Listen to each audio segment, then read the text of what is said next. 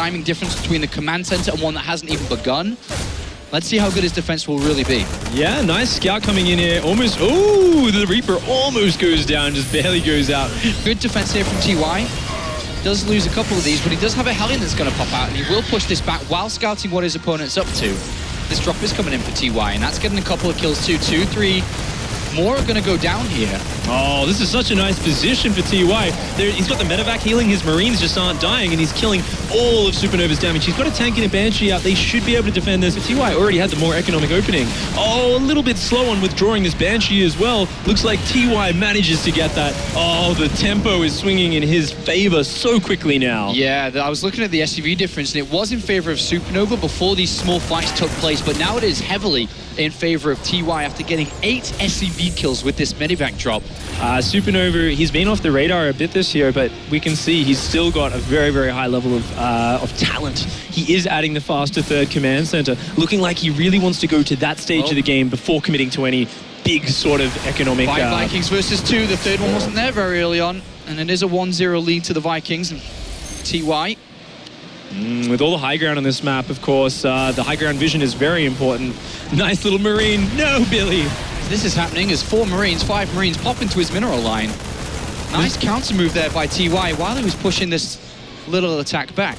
Nice play from Supernova, catching TY out of position. Oh, the Widow Mine shooting down one of the medevacs, putting the other into the deep red. This is a great cemented position he's got. He's going to delay a lot of mining time, and that is fantastic, but Stim has finished for TY. He's got about 10 Marines there with a quick Stim forward, and the Vikings may be doing a land. He can clean this up really quickly. Yeah, here he is going to go in and clear this up, but he has lost a lot of SCVs while trying to do this. 2 tanks, 2 down. Here comes the drop. 2 medevacs going to load inside the main base, and Supernova spread very, very thin. Only has a single tank, which gets taken down immediately, as well as that second one.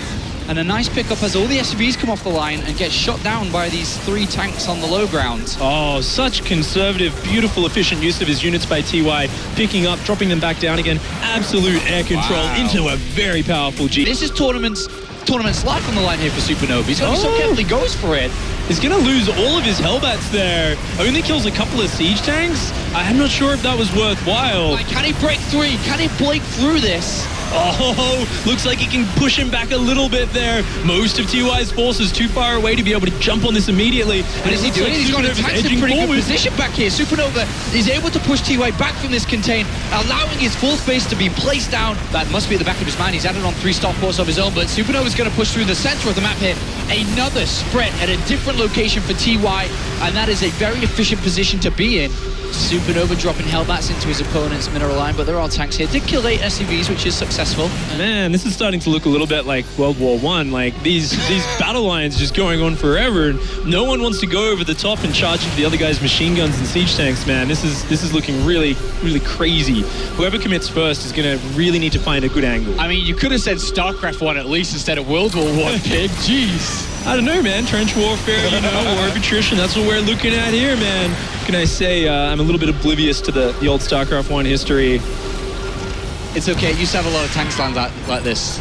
Except they cost less supply, right? Yeah.